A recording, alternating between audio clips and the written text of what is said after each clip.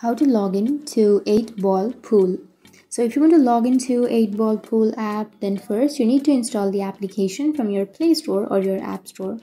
And once you've installed the application, you need to simply open up the application. And once you've opened, you can simply tap on login with Facebook, or you can choose Google Pay, or you can log in with your mini clip, or you can play as a guest.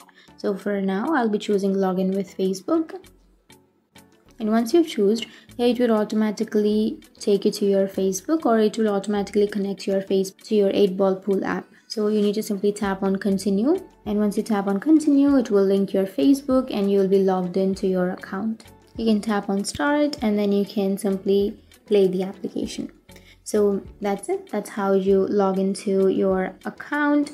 And if you have any questions, feel free to comment below. Thanks for watching.